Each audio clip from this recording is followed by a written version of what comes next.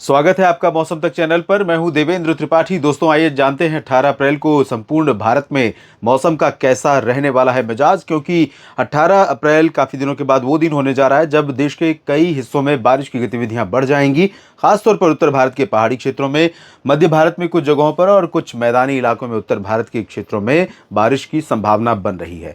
अलग अलग मौसमी सिस्टम है। स्ट्रॉन्ग WD उत्तर भारत के पास है और इससे सटे मध्य पाकिस्तान, एडजॉइनिंग पाकिस्तान के ऊपर एक सर्कुलेशन बना हुआ है जो सीधे सटा हुआ है पाकिस्तान पंजाब के ऊपर बने सर्कुलेशन के साथ। और ये यहीं पर बना हुआ है एक सर्कुलेशन जो पाकिस्तान के मध्य और पंजाब के भागों के ऊपर है। और इसकी जो ज़मीन से लेकर ऊंचाई है, समुद्र तल से ऊंचाई, वो लगभग 1.5 किलोमीटर है। और इतनी ही ऊंचाई पर एक सर्कुलेशन बना हुआ है मध्य प्रदेश के उत्तरी भागों पर, मैं आपको बता दूं, लगभग यहाँ पर। और इसके साथ साथ एक जो सर्कुलेशन बना हुआ है राजस्थान के ऊपर, वो है दक्षिणी पश्चिमी दक्षिण पूर्वी राजस्थान के ऊपर। लेकिन इस सिस्टम की जो ऊंचाई है वो तकरीबन 3 किलोमीटर है समुद्र तल से। इस वजह से ये बहुत ज़्यादा इम्पैक्ट नहीं डाल रहा है, लेकिन बाकी दोनों सिस्टम काफ़ी ज़्यादा प्रभावित करेंगे आने वाले समय में मौसम को।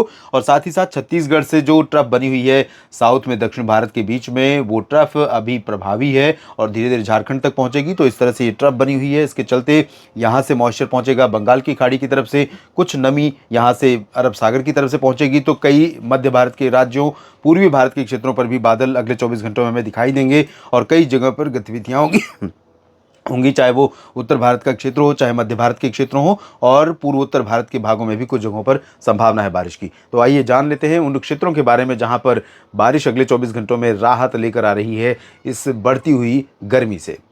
आपको बता दूं कि सुबह सुबह अनुमान यह है कि लगभग 4-5 बजे के बाद से कई उत्तरी इलाकों में बादल दिखाई देंगे, जिसमें पंजाब, हरियाणा और राजस्थान के ऊपर होंगे बादल। कुछ बादल महाराष्ट्र और मध्य प्रदेश के दक्षिणी पूर्वी भागों पर होंगे। धीरे धीरे छत्तीसगढ़, उड़ीसा और झारखंड के ऊपर ये बादल पहुंचेंगे और लगभग 8 से लेकर 10 बजे के बीच में देश के तमाम इलाकों में, उत्तर भारत के पहाड़ों को छोड़ दीजिए तो पंजाब से लेकर साउथ में तमिलनाडु और केरल तक, और इधर गुजरात से लेकर अरुणाचल प्रदेश के नीचे के क्षेत्रों में असम तक, लगभग सभी जगहों पर 8 बजे से 10 बजे के बीच लगभग मौसम साफ और शुष्क रहेगा। उसके बाद 11 बजे से फिर बादलों के आने का क्रम शुरू होगा। धीरे धीरे बादल बढ़ने लगेंगे सर्कुलेशन के चलते, इन सभी मौसमी सिस्टमों के चलते।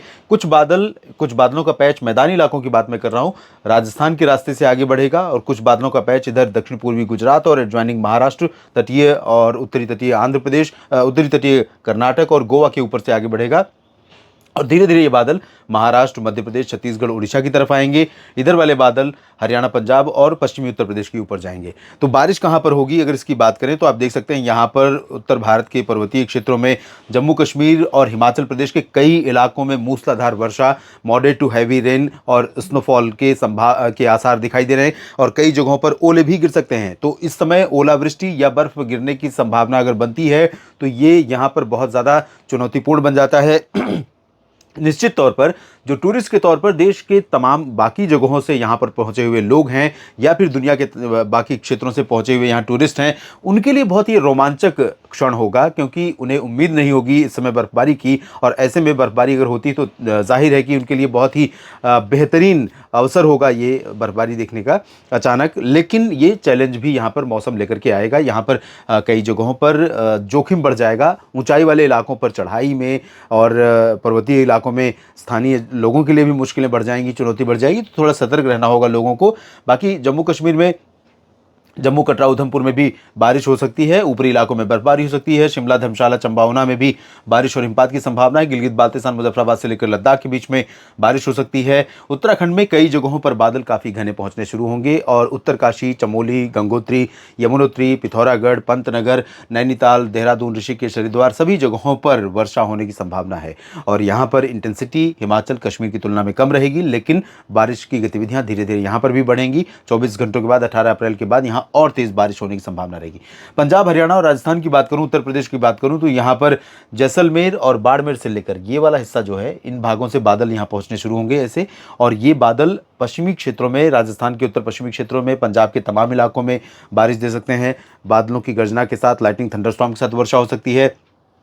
पंचकुला, अंबाला, यमुनानगर, करनाल, कुरुक्षेत्र, कैथल, जींद, रोहतक तक बारिश की संभावना है। यमुनानगर में भी बारिश हो सकती है और मेरठ, मुरादाबाद, नजीबाबाद से लेकर बरेली, शाहजहांपुर, अलीगढ़, आगरा के बीच में भी बारिश होने की संभावना है।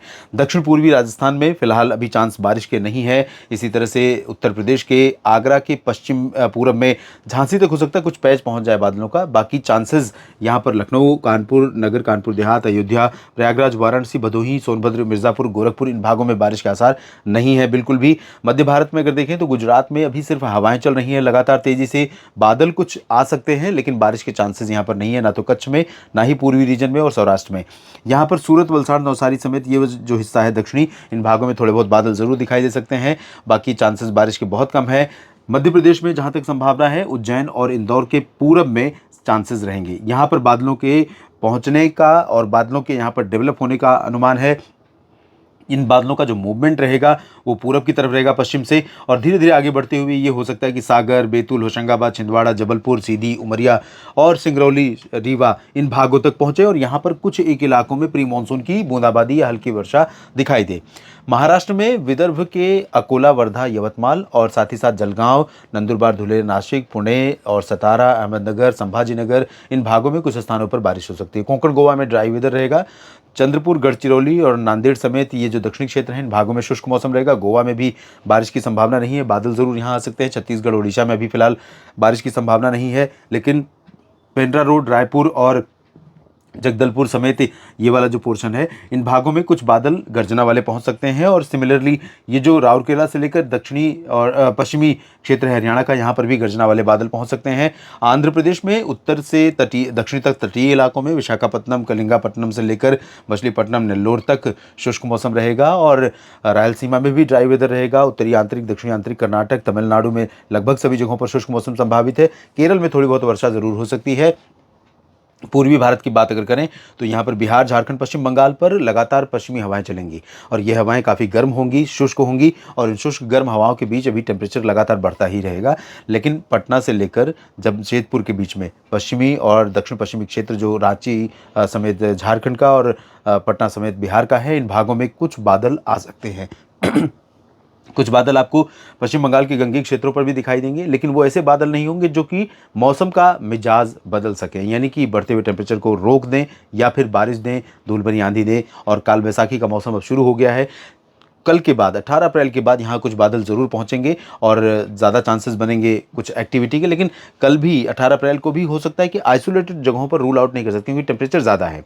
ऐसे में जैसे ही बादल या मॉइस्चर यहाँ पर पहुँचेगा तो कुछ गतिविधियाँ आइसोलेटेड पॉकेट्स में हो सकती हैं। लाइटनिंग, थंडरस्टॉर्म, धूल भरी आंधी की, बारिश भले ना हो लेकिन इस तरह की गतिविधियाँ हो सकती हैं। पूर्वोत्तर में अरुणाचल में थोड़ी बहुत वर्षा होगी, बाकी सभी जगहों पर शुष्क मौसम फिलहाल बना रहेगा। इस वीडियो में इतना ही। आप लगातार मेरे साथ जुड़े रहिए, मौसम की सारी जानकारियाँ आप तक पहुँचाने का काम लगातार यूं ही करता रहूँगा। धन्यवाद।